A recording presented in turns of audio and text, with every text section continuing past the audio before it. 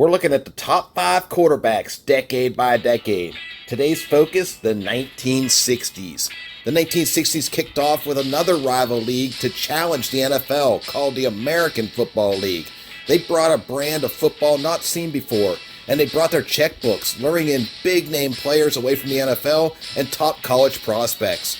The NFL ultimately had to take them seriously, and by the end of the decade had to set up a merger between the two leagues. Along the way, a world championship game pitting the best NFL and AFL team against each other was born, which today is known as the Super Bowl. Alright, let's get to the rankings. At number 5, we have Joe Namath. Broadway Joe chose the AFL's Jets over the NFL's Cardinals and went on to become the AFL Rookie of the Year in 1965. In 1967, he became the first pro football passer to top 4,000 yards in a season. And who could forget the guarantee? In 1968, Namath called his shot and came through with a Super Bowl upset for the ages. At number 4, we have Bart Starr. Vince Lombardi's most trusted man was able to lead the Packers to championship after championship in the 1960s. 5 NFL titles in all, winners of the first 2 Super Bowls, and MVP of both as well. He was an efficient passer and tough, and his gutsy QB sneak call to win the Ice Bowl was legendary.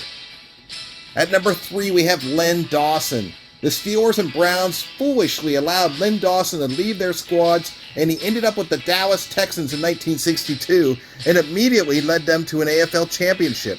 He repeated defeat in 1966 with the Chiefs, and then in '69 he became a Super Bowl champion and MVP.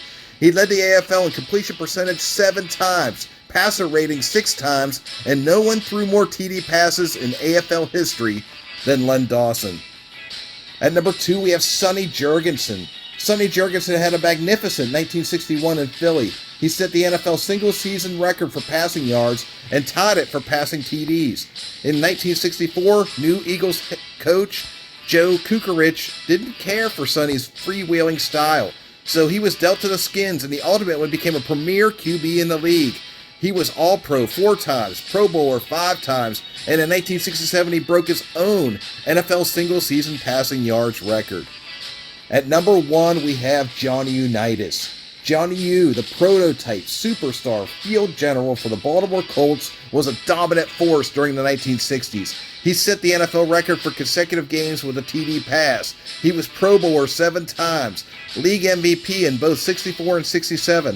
In 1965, he set a record with 4 consecutive games over a 120 passer rating. No one matched that accomplishment until 60 years later when Patrick Mahomes finally did it. In 1968, his Colts came up short in Super Bowl III, but not before he came off the bench and led an inspired late-game rally.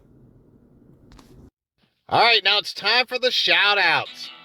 We got George Blanda, who led the Oilers to back-to-back AFL titles in 1960 and 1961.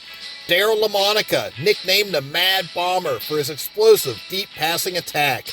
Roman Gabriel, the first and only Filipino-American to win the NFL MVP award. And Fran Tarkenton, who made 5 Pro Bowl trips during the decade.